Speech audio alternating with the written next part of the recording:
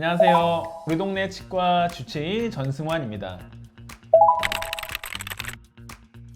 간혹 가다가 이제 다른 치과에서 치료를 받기가 어려우셔서 저희 병원으로 오시는 경우들이 있어요. 그러면은 제 개인적으로는 좀 그렇게 다른 데서 해결이 되지 않는 부분들을 해결해 드리면 이제 환자분 입장에서 좋기 때문에 그렇게 하려고 하는 편인데, 대표적인 경우가 보통 대학병원으로 많이 의뢰가 되는 치근단 낭종 혹은 치근단 무록 뭐 이런 치료가 있는데, 그 치료는 제가 다른 치과에 비해서는 조금 가급적이면은 대학병원이나 큰 병원에 의뢰드리지 않고 제가 좀 해결을 해드리려고 하는 편이에요. 치근단이라는 거는 치아 뿌리 끝을 얘기하는데, 치아에서 뭔가 문제가 생기면은 그 모든 문제의 어떤 결과들이 뿌리 끝으로 가거든요. 치아의 뿌리 끝에 가서 물주머니, 물풍선 같은 게 생기는 거예요. 그러면은 잇몸뼈 안에 어떤 물풍선이 처음에는 조그맣게 있다가 점점 커지게 되는 거죠.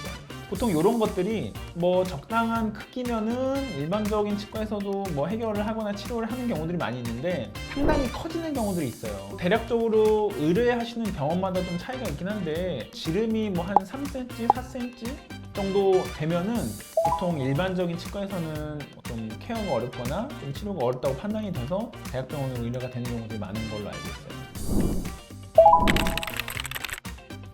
잇몸뼈 안에 이렇게 물주머니, 물풍선, 무록, 낭종 이렇게 생기는 경우들이 굉장히 원인이 다양한데, 치아로 인해서 생기는 경우도 있고 치아가 아닌 원인으로 생기는 경우들도 있어요. 근데 뭐 모든 질병이 마찬가지지만 발병이 됐을 때 초기에 뭔가 증상이 생기면은 빨리 발견되고 치료도 빨리 할 수 있는데, 뭔가 아프지도 않고 증상이 없는데 정도가 심해지고 크게 커지는 게 사실 제일 문제예요, 사실은. 근데 요 무록과 낭종 같은 것들은 좀 무던한 환자분들한테서는 별 느낌 없이, 별 증상 없이 굉장히 크기가 자랄 때까지 환자분이 캐치를 못하는 경우들이 있단 말이죠. 그래서 나중에 그냥 우연찮게 다른 것 때문에 치과를 갔는데 사진을 찍어왔더니 굉장히 큰 크기의 어떤 뭐 낭종이나 무록 같은 물주머니가 잇몸뼈 안에 있다. 그래서 굉장히 뒤늦게 발견하는 경우들이 종종 있죠.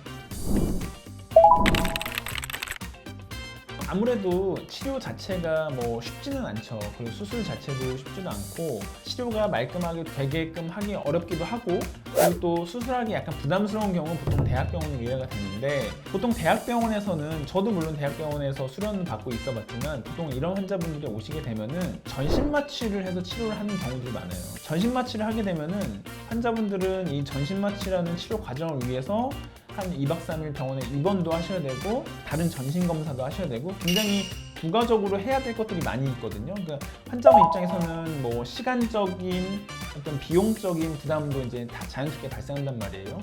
근데 뭐 모든 경우가 그런 건 아니지만 그 중에서 상당 부분이 대학병원에서의 치료, 전신마취로서의 치료가 아니고서도 해결되는 경우들이 많아요. 저처럼 이제 구강외과 수련 과정을 겪은 선생님들한테는 좀 익숙한 치료이기도 하고, 저는 사실 이런 류의 치료를 하는 거를 뭐 즐겨하기도 하고 또 자신 있기도 하고, 또 그런 데서 제가 해결을 해드릴 수 있으니까 구강외과 의사로서 나름 뭐 보람도 있고 해서, 저는 보통 가급적이면 제가 해결해 드릴 수 있으면 해결해 드리려고 하는 편입니다.